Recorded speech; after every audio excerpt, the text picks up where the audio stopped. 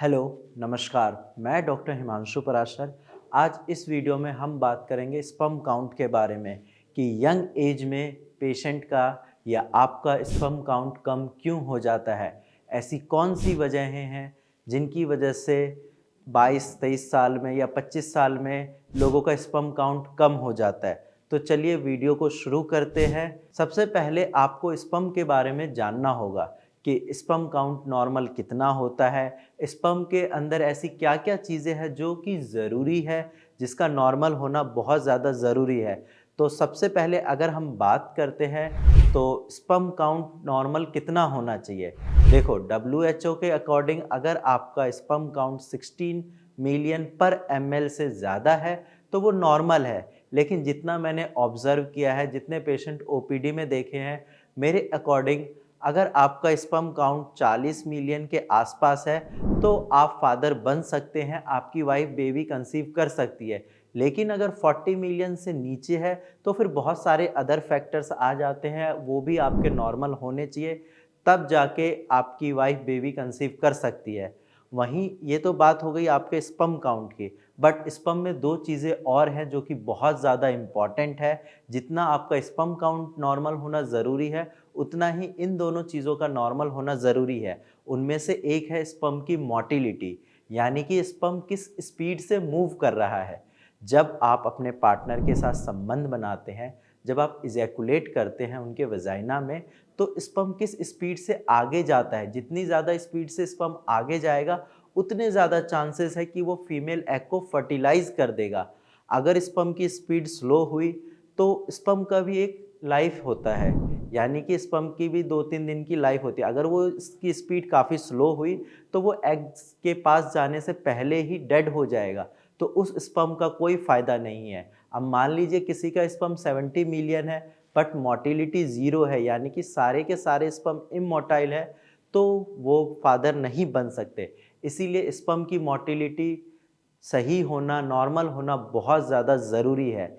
इसके साथ-साथ एक और चीज़ आती है स्पर्म में, वो है स्पर्म की मॉर्फ़ोलॉजी, यानी कि स्पर्म का स्ट्रक्चर। अब किसी भी चीज़ को अगर आप नॉर्मली देखते हैं, अगर उसका स्ट्रक्चर ठीक है, तभी आगे जाके वो सक्सेसफुल होती है। ऐसे ही स्पर्म के साथ है। अगर स्पर्म का स्ट्रक्चर नॉर्मल है, तो बेबी कंसीव करने में आसानी होती है। अब स्पर्म के स्ट्रक्चर की हम बात करें तो उसमें क्या-क्या होता है? एक हेड होता है, एक मिडल पीस एंड एक टेल। हेड में आपका एक्रोसोम होता है जो कि फर्टिलाइजेशन के टाइम में हेल्प करता है। वहीं अगर हम बात करें मिडल पीस, तो मिडल पीस में माइटोकॉन्ड्रिया होता है जो कि स्पर्म को एनर्जी प्रोवाइड करता है। लास्ट अगर हम पार्ट की बात करें तो वो है टेल, जो कि स्पर्म के डायरेक्शन में हेल्प करती है, यानी कि किस डायरेक्शन में जाना है वो टेल उसको हेल्प करती है।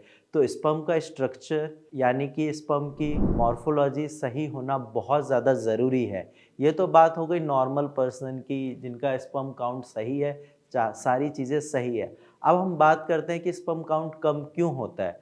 तो स्पर्म काउंट कम होने के बहुत सारे रीज़न्स हैं, उसमें से एक रीज़न है आपकी लाइफ़स्टाइल, क्योंकि आजकल काफ़ी ज़्यादा सेडेंटरी लाइफ़स्टाइल हो गई है। पेशेंट या फिर हम लोग मेहनत करना नहीं चाहते। हमें ये रहता है कि हमारे पास बैठे-बैठे ही सारी चीज़ें आ जाए, जिस वजह से क्या होता है कि स्पर्म काउंट कम हो जाता है। अब आपने भी देखा होगा या आप में से बहुत सारे लोग ऐसे होंगे जो देर रात तक मोबाइल चलाते हैं। अब देर रात तक मोबाइल चलाने की वजह से क्या होता है कि आपकी स्लीप साइकिल डिस्टर्ब हो जाती है, आपकी नींद पूरी नहीं होती। अब नींद पूरी नहीं होने की वजह से आपको स्ट्रेस होता है, रेगुलर आपको ऐसे हेडेक जैसा फ़ील होगा, तो उसकी वजह से आपकी बॉडी में कॉर्टिसोल लेवल बढ़ जाता है। अब कॉर्टिसोल लेवल बढ़ने की वजह से ऑटोमेटिकली आपका टेस्टोस्टेरोन लेवल कम होता है, साथ में आपका स्पर्म का काउंट भी कम होता है। तो कोशिश करिए कि आप अपनी प्रॉपर नींद लीजिए। इसके साथ-साथ अगर आप स्मोकिंग करते हैं, ड्रिंकिंग करते हैं, तो ये आपके स्पर्म के लिए काफ़ी ज़्यादा हानिकारक है, क्योंकि ये आपके स्पर्म को किल कर देते हैं। जैसा कि आपको पता भी है कि स्मोकिंग में निकोटीन की मात्रा होती है, अब वो निकोटीन आपके स्पर्म के लिए काफ़ी ज़्यादा हानिकारक है। इसके साथ-साथ बहुत सारे पेशेंट ऐसे हैं जो घर वालों से दूर रहते हैं, अकेले पीजी में रहते हैं या फिर रेंट पे रहते हैं, तो उनकी लाइफ़स्टाइल काफ़ी ज़्यादा डिस्टर्ब होती है, वो सही टाइम पे खाना नहीं खा पाते, और अगर खाते भी हैं तो बाहर से खाते हैं या पैक्ड फूड खाते हैं, या फिर ऐसे फूड खाते हैं जिसमें प्रिजर्वेटिव मिलाया जाता है, सिंपल सी अगर मैं बात बोलूँ तो वो फ्रेश खाना बिल्कुल नहीं खाते। अब फ्रेश खाना ना खाने की वजह से क्या होता है कि उनके बॉडी को एक आदत लग जाती है कि बासी फूड खाने की या फिर ऐसे जो पुराने खाने रखे हुए वो खाने की। अब इस वजह से क्या होता है कि उनका स्पर्म काउंट भी डाउन जाता है, साथ में उनकी हेल्थ भी ख़राब होती है। तो आप कोशिश करिए कि ज़्यादा से ज़्यादा फ्रेश फूड खाइए और बाहर का ऑयली फास्ट फूड ये सब बिल्कुल बंद कर दीजिए। इस वजह से भी पेशेंट का स्पर्म काउंट कम होता है। और एक चीज़ का और आपको ध्यान रखना है कि डेली मॉर्निंग में आपको या इवनिंग में जब भी टाइम मिले थोड़ा-सा आपको वॉक करना है। आप खुली हवा में जाइए, थोड़ी देर वॉक करिए, किसी पार्क में जाइए। इससे ये होगा कि आपकी बॉडी में प्रॉपर ऑक्सीजन इनटेक बढ़ेगा। अब अगर ऑक्सीजन इनटेक बढ़ रहा है तो ब्लड सर्कुलेशन बढ़ेगा। ब्लड सर्कुलेशन बढ़ने की वजह से क्या है कि आपके सारे पार्ट को प्रॉपर अमाउंट में ब्लड मिलेगा, जिससे आपका स्पर्म काउंट भी बढ़ता है। तो अगर आप रेगुलर वॉक नहीं कर रहे तो वॉक को अपनी लाइफस्टाइल में इंक्लूड करिए। इसके साथ-साथ एक चीज़ और इम्पॉर्टेंट है, आपको रेगुलर योगा करना है।